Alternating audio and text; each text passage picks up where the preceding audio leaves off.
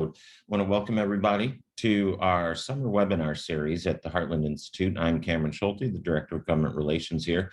I'm joined by Tim Benson, who is our policy analyst for education and energy issues, and a very special guest, Jason Bedrick from EdChoice. I have had the pleasure of working with Jason and have watched his work for a long time, and is always impressive. And I hope that you pay close attention to what he's talking about today. It will be erudite at the very least, and surely informative. So thank you for attending with today's webinar with us. I'm going to quick handoff to Tim here in just a moment, but want to let you know that if you have any questions, throw it into the Q&A or raise your hand and we'll get to that. And then Tim's going to quick introduce Jason, then Jason's going to present, and then we'll get going. So with that, I'm going to introduce Tim Benson, our policy analyst. Hey everybody, how you doing? Once again, thank you to everybody for registering and coming to spend time with us. We appreciate you spending the time, especially, it's summertime now. Everyone wants to be doing summery stuff. Everyone spent the last year on Zoom, seems like. So I know you guys are probably getting tired of Zoom stuff, but we do appreciate you coming along here. We'll have, like Cameron said, we'll have Jason give you his presentation. Then I'll have a few questions to ask him, and then we'll open it up to all of you if you have any questions you'd like to ask. And we have a hard stop in about an hour because Jason's got a flight to catch. So we'll just get right to it. And as Cameron said, today our guest is Jason Bedrick, who is the Director of Policy for EdChoice.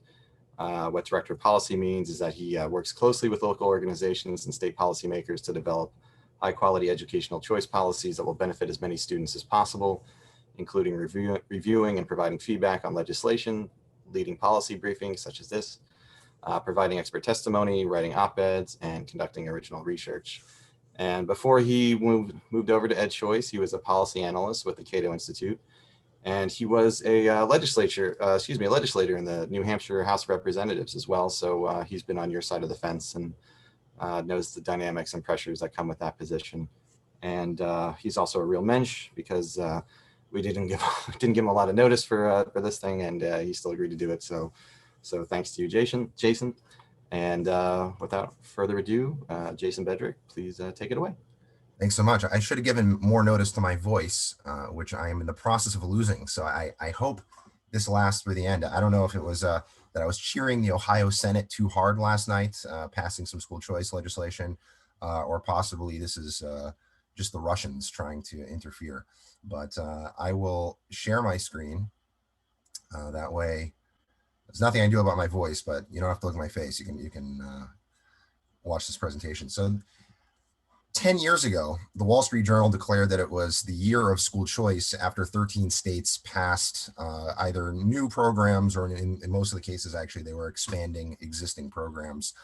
The question was, would 10 years later, 2021, be the year of educational choice? And the reason I note the difference is because in 2011, that was actually the first year that a state enacted an education savings account, which, unlike traditional vouchers, which you can only use for private school tuition, with an ESA, you can pay for tutoring, textbooks, homeschool curricula, online learning, special needs therapy, and a whole bunch of other things. So it's really moving beyond school choice to educational choice. And this year, we have had so far 14 states pass 5 new programs. 4 out of the 5 are in ESA, and expand 14 programs. And that's just so far. There are several states, as we'll get into, that are looking to do more. So there's been just tremendous growth, especially after over the last decade, in the number of school choice programs nationwide. Now it looks like we're up to, this was done a few weeks ago, so there have been some bills that have passed since then. I think we're up to 72 programs in 35 states. So it really is incredible, the progress. Opening the year, we had 15 states plus DC and Puerto Rico that had a school choice. These are school voucher laws. Again, most of the growth has been over the last 10 to 15 years. And this year, there have just been some absolutely tremendous expansions that have gotten a lot of media attention. So Arkansas, I think I saw Representative Bragg on, or Senator Bragg. I'm sorry, I'm forgetting which chamber you're in. But Arkansas passed an expansion of their Succeed Scholarship Program, including military families. Georgia expanded their special needs program. Florida had one of the largest expansions. There's about 90% of kids in the state are now going to be eligible for their school voucher program. They also got rid of that prior public requirement. So no longer do you have to send your kids to a public school first, just in order that you can later choose to send them to a private school and have the money follow the child's. If you believe that private school is in your child's best interest, or better aligns with your values, now right away you can send your child to a private school. In Indiana, it's about 90% of the kids are also eligible in that state because of the expansion of that program. Maryland, for the first time, fully funded their voucher program. It's the first time that's happened in the program's history. 19 states at the beginning of the year had tax credit scholarship programs. Arkansas, of course, passed the 20th one earlier this year. Growth in this program goes back, closer to 2 decades, but again, really mostly over this last decade. And you'll note that there are more people. It's taking a while. There are more students, right? Only about 250,000 participating in the voucher programs. But if you look at the tax credit scholarships, they're lesser known, but there are actually more states that have tax credit scholarships and more students that are participating in the tax credit scholarship programs nationwide. Arkansas was the only state to adopt a new program, but you saw, again, a massive expansion in Florida, also a pretty large expansion in Indiana. In Iowa, they increased it from $15 to $20 million. And importantly, they also increased the credit value from 65% to 75%. So that means there's a greater incentive for people to donate. Kansas, they had what was called a failing school model. So it was, if you were assigned to the 100 lowest performing public schools in the state, you could be eligible. That's not a very good model for a variety of reasons. The ones at the very bottom are pretty stable, but the ones that are, around, 90 to 100, that moves around a lot. And so in any given year, it was very confusing for parents knowing whether or not they were eligible. Plus, you might be assigned to a very high performing school on average, but it might not be the right fit for your child. So it's important that we don't tie a child's opportunity to the average performance of the school that they happen to be assigned to. Really, it should be about the right fit for every single child. So they moved away from that, and instead it's going to be for low and middle income kids, no matter what school that they're assigned to. Montana, this is the program that went all the way to the U.S. Supreme Court in last year's landmark Espinoza v. Montana Department of Revenue decision. Interestingly, the program was very poorly designed. The per donor cap was only $150, not $150,000, $150. So you needed a dozen or so, 2 dozen people just to have a decent sized scholarship. So there was actually only about a handful of students that were participating in the program. And of course, that's the one that goes to the Supreme Court. Well, with the wind in their sails after that decision, they decided to fix some of the issues. So they raised it from $150,000 to $200,000 for the donation. So it's going to be a lot easier for the scholarship organizations to raise money. They also increase the escalator so that it can grow faster over time. There's only a few $1 million in credits right now, but the 20% escalator is going to allow it to grow to meet demand. And of course, they also increased the maximum scholarship size. It was only 50% of the statewide average. So now it's up to 100% of that statewide average. In Oklahoma, again, a massive expansion, went from $3.5 million to $25 million in credits. And in South Dakota, they got rid of that prior public requirement that we talked about before. A lot of the big action has been in ESAs. So we see here, we started the year actually just with 5. That was Arizona, Mississippi, Florida, North Carolina, and Tennessee. So far, there's been Indiana, Kentucky, and West Virginia have enacted new ESAs. Montana, the House and Senate have enacted an ESA, but it has not yet been signed by the governor. We are expecting that either the governor will sign it or it will become law without his signature, but that is not officially on the books yet. Also, it's worth noting that Montana and Kentucky did something interesting, which is that whereas all of the other ESA programs are directly publicly funded, these sort of combine the ESA and the tax credit scholarship model in that donors will donate to what are called account granting organizations, and then these AGOs are going to manage the ESA accounts. So there you have it. As I noted before, these are the newest form of school choice, so they've only been around for about a decade and really didn't start getting off the ground till around 2016, but we've seen a lot of growth in the last few years. But there's been just a ton of media attention, especially because West Virginia enacted, well, we'll get that in a minute, but they enacted a universal ESA. Indiana has a new ESA. Theirs is for students with special needs that are also low income, and there's $10 million for that. West Virginia, this is now the most expansive educational choice program in the nation. Eligibility is to all students who are either switching out of a public school or entering kindergarten, but there is a provision that I think in 2024, if they haven't hit 5% of the total K-12 population participating, then they're going to get rid of that prior public requirement and open it up to everybody. And here you have Kentucky. This is the nation's first tax credit funded ESA, also for low and middle income families. ESA value of about $4,600 and funding about $25 million. Missouri, which again is pending the governor's approval, would be the second, also for low and middle income kids, and not clear yet on the ESA value, but the funding is about $50 million in tax credits. They actually passed 2 bills. One of them was for $50 million, one of them was for 25. So we'll see what ends up happening there. And Florida greatly expanded their ESA. They combined an existing voucher program for students with special needs with an ESA for students with special needs, and they folded them under what's currently called the Family Empowerment Scholarship Program. But now it's going to be for, there's going to be an ESA for all students with special needs. And going forward, they're going to try and expand it also to low and middle income kids. And here are the states that are still left in play. There may even be some other ones, but these are the ones we're paying the most attention to.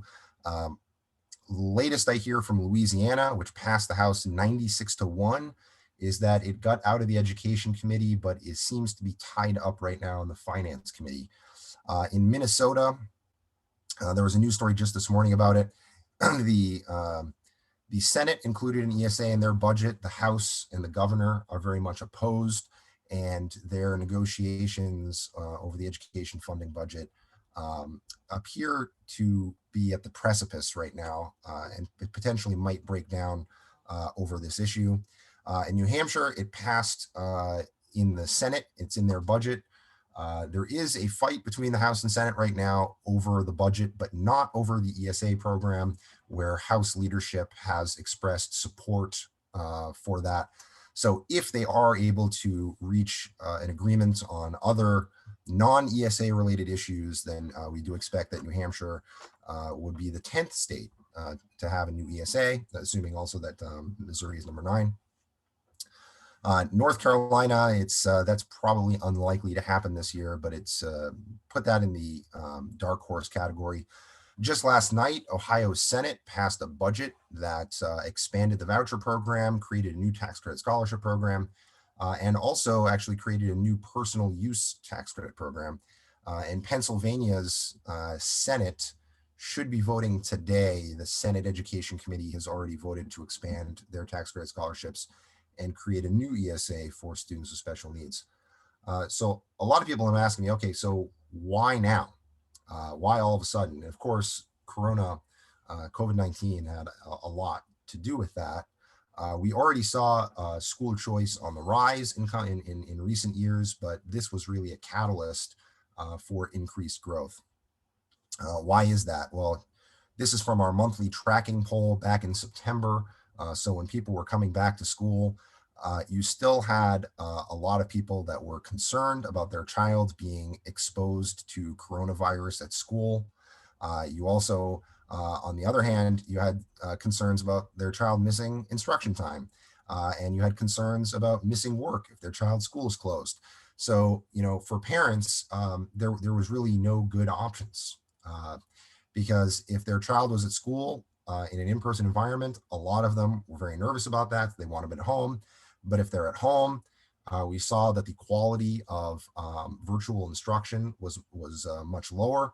Now, I should note, a lot of people have been talking about the problems with virtual instruction. This, during the pandemic, this isn't true virtual instruction. This wasn't like a well thought out in advance, we are going to design a curriculum to be taught online. This was an emergency at a moment's notice. We've got to figure out how to take instruction and do it online. This is sort of emergency virtual instruction. But in any case, parents did notice that the quality on average across the country was much lower, and there were issues with missing work. So parents naturally said, well, you know what, we need multiple different options. It's a lot of parents were upset that in some cases they were ready to go back to school, but the school was closed. Meanwhile, they noticed that the private school down the street was still open. So for example, this is by February. Okay, or sorry, it's our March poll, so this is for March. But comparing it with February, you had 56% saying that they were total or very or somewhat comfortable, versus 40% who had been saying that they were uncomfortable. So parents were very divided.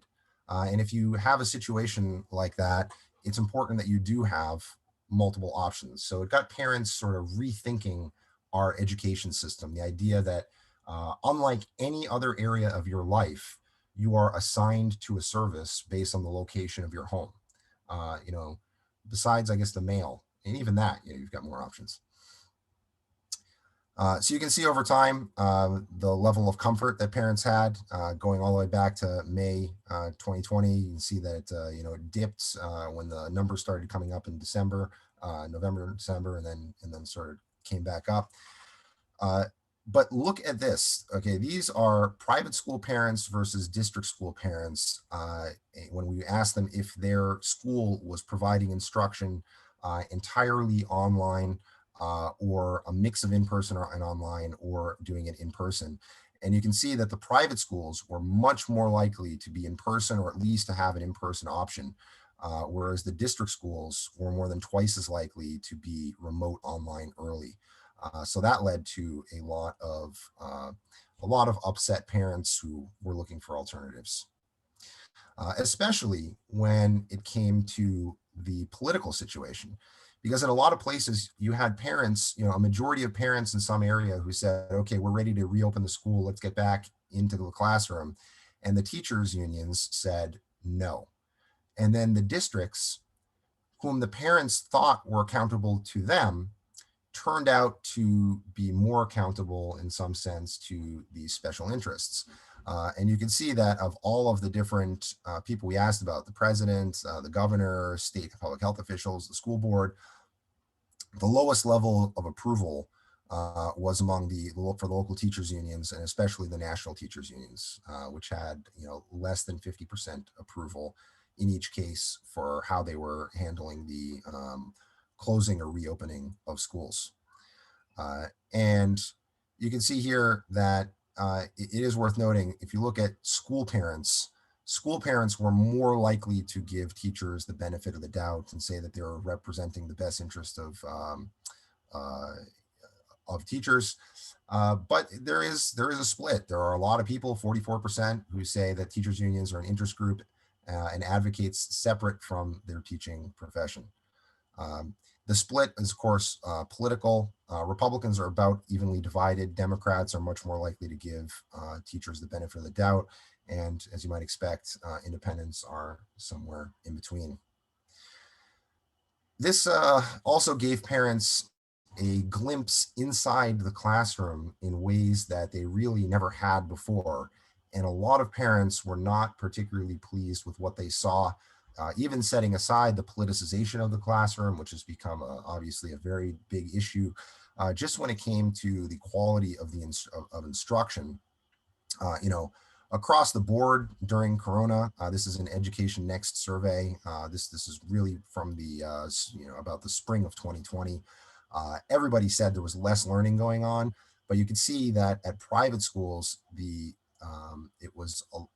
damage, let's say, was not nearly as bad as at the district schools. You had a lot more people at the district schools saying that there was a lot less learning going on, or somewhat less learning going on, than there was at the private schools, which makes sense given that the private schools were much more likely to be open. So all of these factors combined have actually led to record high levels of support for all types of school choice. As you can see, since 2017, support for school choice has already been on the rise, but 81% of the public supporting ESAs, 74% supporting tax credit scholarships, and 73, 72 supporting vouchers and charter schools. This really is the highest that we've ever seen it. And if you break it down and you look at the opposition first, the opposition has been steadily declining. And so opposition is concurrently at the lowest point that we've ever seen it. And if you look just at parents, so these are parents of children in the K through 12 system, it's even higher. It's at 86% support. So again, this is as high as we've ever seen it. Breaking it down across a bunch of different sectors, you can see obviously those who are in private schools and charter schools are even more supportive, right? 89%, 88%, homeschoolers at 84%. But if we ask them if they support universal school choice versus if you support school choice, but you think it should only be targeted to families based on financial need, again, you see that the support for a universal option is much, much higher. If it's needs-based, it's still a majority support, but you've got a lot more people who are bought in if it's for everybody, which of course, that is the promise of public education, right? Is that every single child, no matter their family's income, no matter their background, no matter their race, color, or creed, they should have access to a high quality education. So it makes sense that families say, when it comes to a school choice program, this is a step toward fulfilling that promise of public education. Therefore, everybody should be included. And with that, I am happy to take questions. All right, great, Jason. Thank you very much for that. That was great. I guess I'll get the ball rolling here. This is sort of a lengthy question, multi-part question, but do you think this past at this 2021 legislative session, is this going to be a one-off, something sui generis because of the pandemic and the school closures, or do you think the education choice movement has reached a tipping point momentum-wise? Do you think next session is going to be more business as usual, like a pre-2020 type session? There's this fear that this fall, once the public schools, most of the public schools will be back open again for in-person instruction, that parents and kids will sort of settle back into their old routines, and then there won't be this the pressure to do something like there was this year. So if you had to guess, would that be the case, or do you think the momentum the movement picked up this year is going to carry forward? So as Yogi Berra used to say, it's hard to make predictions, especially about the future. But I will say this, if you look at the trend lines were already in favor of choice, right? Every year you've got more states that are passing programs, more states that are expanding programs. You already had support for these options going up. Now, obviously, this past year has been unique, and so I can't say that next year is going to be the same. There might, if schools are open, there's probably not going to be the same level of pressure. That said, I think the school choice genie is kind of out of the bottle, right? Uh, the main talking point that you hear over and over from the other side is, well, this is going to destroy public education, right? Yep. Well, look at the states that have had school choice for the longest, and have the most robust school choice environments. And I would point to there, Arizona and Florida. The University of Arkansas just put out a report showing that states that had more robust school choice environments actually were more likely to show progress on the NAEP, the National Assessment for Educational Progress, over the last 2 decades. And Florida and Arizona were two of the leaders in improvements in their states' rankings on the NAEP. So the more states that have school choice, the more people that are exercising it, the less that fear is going to be an obstacle, because we can then say, okay, if you're right, if giving parents a choice is going to destroy the public school system, Florida and Arizona shouldn't even have public school systems anymore. Not only do they have them, but they're better than they were 20 years ago. Yeah. So it takes the sting out of that. And also, I think it increases the demand side pressure, right? People are seeing, well, wait a second, they've got choice over there. Why don't we have choice here? So I do think that we are going to continue to see a lot of progress going forward in the future. Yeah, just as someone who lives in Florida, it's it seems like every year now, every session, we're getting some sort of big, either a new program or a massive expansion of one of our old programs. And as you said, their argument is it's going to destroy the public school system. But after making that argument, in Florida for the past 10 years, as they've just continually added and expanded programs, and as you said, as results have gotten better, but people have just started to tune out that argument, because obviously it's wrong because it hasn't happened. And it's just something. It's just word of mouth for parents down here. I just how many people, friends of mine that had no idea about any of these programs 5 years ago, now they know somebody who got into a program, got their kid into a program, talks about how they love it, the kid loves the school, the parents are happy, the kid's happy, everything, and they, okay, well, I'd like that for my kid too. So it's just in Florida, it's just something that's like I said, built over time, and it's just word of mouth from parent to parent, and just people can see with their own eyes what's going on, and they don't believe the sky is falling, chicken little union message really anymore when it comes to any of this stuff. So that's like I said, once you get a program on the books in a state, no matter how small it is, it's almost like getting the camel's nose under the tent, and once you get it in, it's easier to from that point forward just to either expand it or get something else. And once people see these programs and see that the scaremongering arguments aren't going to happen, they're more likely. On that note, and I know that you've got a question coming up, but there was a webinar recently that was put on by a group called Public Funds for Public Schools, which is it's a teacher union front group basically. And they actually conceded. They said, you've got to basically strangle these school choice bills, in their crib. Yeah. Because as soon as they're passed into law, they said they're very popular and they're impossible to kill. Exactly. Yeah. All right. So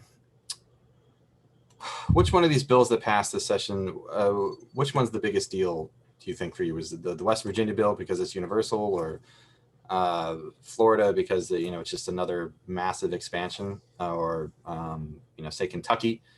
because it's the first tax credit scholarship funded ESA. Which one? What do you think out of all the states that have passed something this session? Which one is the one like you'd like to highlight as the the So banner? I The banner think close here. there's a big fight for second place, but the far and away first place is West Virginia. West Virginia, it's a universal bill. It's an education savings account, so that empowers families with the most freedom and flexibility to customize their child's education, and it's formula funded. Whereas some other states, there's a cap. It's we'll give out vouchers or ESAs up until you hit $5 million.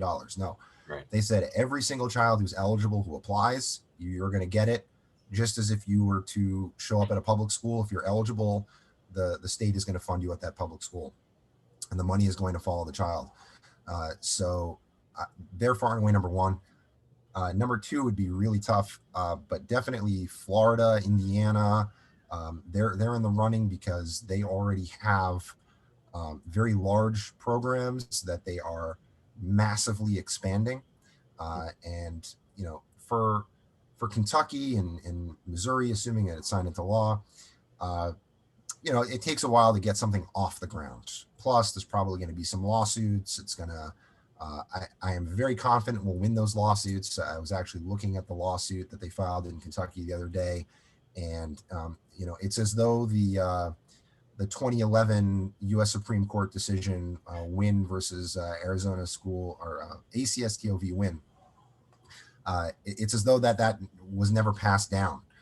Because they are just making all these old, tired arguments that the U.S. Supreme Court already rejected.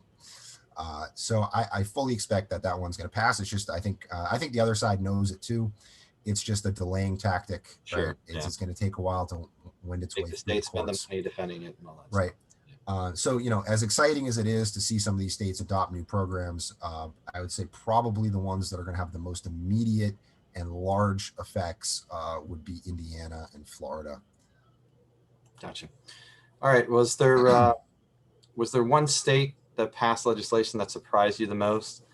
So like for me, for example, it was Arkansas, because there was a choice bill earlier in the session. It was went down. HB 1371, I think it was, the ESA bill for low income students. That died in the House, and then after that happened, I was like, well, so much for Arkansas this year. And then right after that, the Senate came right back with their bill, the Philanthropic Investment in Arkansas Kids Program, the tax credit scholarship, and it sailed through pretty quickly. I think it just took like 10 days to go from for when it was first introduced to basically passing the legislature and getting plopped on Governor Hutchinson's desk. So yeah, I did not expect that to happen after the failure of the previous bill. Is there a state that really surprised you this year that came out and did something? So I was also going to say Arkansas, and for the same reason. Yeah. But aside from Arkansas, I would have to say Kentucky. Kentucky has been Lucy in the football. Every year, every 2 years, there's a bill, and we get our hopes up. And I was like, I can't get my hopes up. Right. Especially because we knew that the governor wanted to veto it. We knew it was very tight. They ended up passing it by one vote. So it came down to the wire. Yeah. Right. Well, yeah. So I mean, it was tight, but they got it. Also, Nebraska went further than they ever did before. They didn't get it over the finish line. They had a majority of votes on the floor. They couldn't break the filibuster, but they came farther than they ever have before. So, runner-up plot prize to Nebraska for this year. Yeah. The others, though, were not really a surprise. I mean, we walked into this year knowing that we had a good shot in more states than we had ever had before. So, and I still expect to win a few of these. If Minnesota pulls it off, I think that would probably be my biggest surprise of the year. Oh, absolutely. That wasn't even, at least Arkansas was on the radar at the beginning of the year. We thought we had a shot. It went down, like you said, it came back. But Minnesota would be the biggest surprise. I yeah, wholeheartedly agree with that one. All right. So what advice would you give legislators who are for next session who are looking to file bills. Any words of wisdom, things to do and not do, that sort of thing? I mean, first, I'll make a pitch for EdChoice's legislator trainings that we do over the summer. We don't do them. We can't do them for every single state. It really depends on the lobbying laws. So if you are in one of those states that we are allowed to do, and I don't have the list in front of me, then you and every other legislator in your state would have gotten an email about it. But I would say if you're going to file legislation, don't do it alone. You know, there are a lot of legislators and a lot of different issues. You know, you have an idea, you file a bill, and you kind of carry it yourself. And that makes perfect sense. I did that when I was a legislator. But here you're going up against a massive opposition, right? There is a special interest, or really an interlocking set of different special interests that want to destroy you and or in your bill, and they are very well funded. You need help. You need parents. So reach out to us, reach out to some of the local groups. And the states that did the best this year, they had real coalitions, right? They knew in advance who was going to be writing the op-eds, who was going to be doing grassroots organizing, who was going to be bringing the parents to come testify at the Capitol, all that kind of stuff. So, you know, I highly recommend you have a game plan and you have a coalition. That's the most effective strategy. One more thing I just thought of, sort of on that same note. It seems that the sort of the states that are the biggest challenge outside of the very extremely blue states that are heavy union states, that school choice legislation has a problem getting through. The other tough cookie to crack is the more rural, extremely rural states. States where the public school is sort of like the center of the community. In small towns, people go there people have lived there for a few generations. Kids, grandkids, parents have all gone to the same school. It's really a part of the fabric of the town. It's town events are held at the school, love that sort of thing. It's the part, like I said, part of the fabric. So legislators in those states are sort of reluctant to mess with that in any way, shape, or form, just because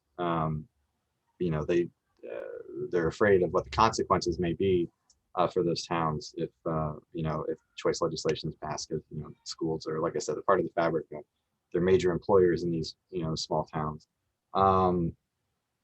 What would you say to a legislator who came to you with those concerns about a choice program maybe having some sort of deleterious effect on the public schools in these rural places, and sort of maybe they're interested in it, but they're getting a lot of negative pushback or something? What would you say to them to sort of help assuage their fears of choice legislation? Well, certainly. First, I would point out that the rural issue, they usually bring up two critiques that can't both be true at the same time. They can both be false. They can't both be true at the same time. One is, well, this isn't going to benefit us because there's no options in a rural area anyway. And the other is, all the kids are going to leave, and therefore, or too many are going to leave, and the system is going to fall apart. Well, they're not going to leave if there's no other options, right?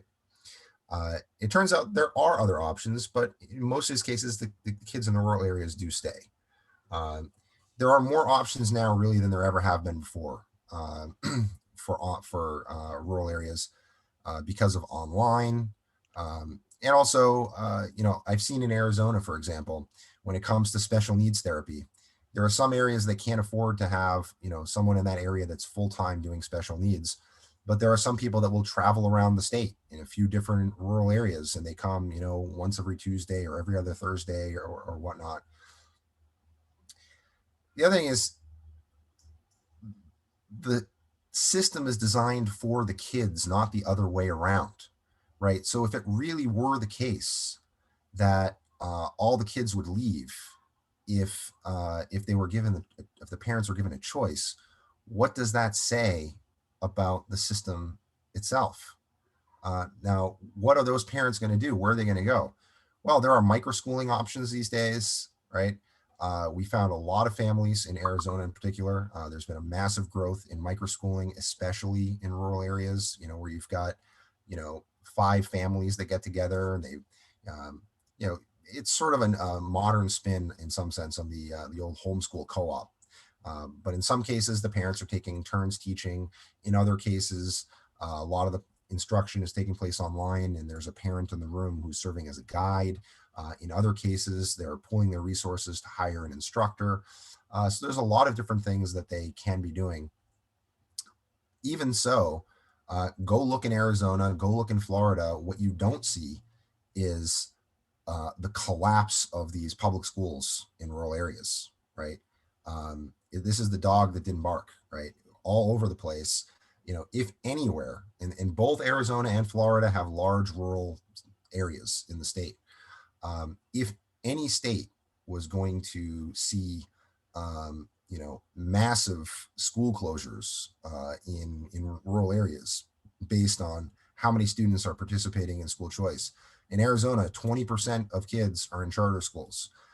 You've got more than 5% of kids, I think it's up to 7% now, that are using some sort of tax credit scholarship or ESA. And we have inter-district choice. And about 30% of kids in the state are using inter-district choice. So if you add all that up, more than half the kids in the state are actually attending a school that is other than their assigned school. And yet we haven't seen, public schools imploding all over the place. So the water's warm, come on in, is what I would say. Great. All right. Getting close to the end here. I'm not really seeing anybody out there have any questions for Jason or me out there. Raise your hand now or fill out the Q&A bar. While we're doing that, Jason, why don't you just let everybody know where they can reach you if they want to get in touch about all matter of education stuff. Absolutely. They can reach me at jason@edchoice.org. Okay. And our website is in the process of being revamped. So you can go on there. Go on there and take a look. There's lots of great features on there, and we've been doing this monthly tracking poll. So if you go on our website, you can find the monthly tracking poll. And not only do we do a poll nationwide, but we also break it down state by state. So you can see for your own state. And we ask a whole bunch of questions, not just related to school choice. We do right track, wrong track. We ask about, the questions can change from month to month sometimes, but often things like school spending and teacher pay. And we threw in a bunch of coronavirus questions as well. So yeah, there's just a wealth of information there. I highly recommend it. Okay, great. Still seeing no questions, so might as well wrap it up a little early so Jason doesn't have to rush for his plane. All right, well, Jason Bedrick, thank you very, very much for your time today. And thank you again, everybody out there, for choosing to hang with us and, talk school choice and education policy and what happened this legislative session. Again, we do really appreciate your time, and, please feel free to, in the future, to reach out to Jason or to me or any one of us with, your education queries. And we will certainly do all we can to, try to answer your questions and give you all the help we possibly can. Cameron, you got any final thoughts? Yeah, just I want to thank everybody for jumping into the call. I can't thank Jason enough for participating today. Tim, thank you for organizing this yeoman's work. Next week, we're going to be doing another one of these on healthcare. So you'll see emails coming about that. So if we're going to take a look back at legislative sessions on healthcare issues. And again, we'll be doing these all summer long. So pay attention. And again, thank you to everyone. And again, Jason, safe travels, and we'll talk to you soon. Thank you, everybody. Thank you. Take care.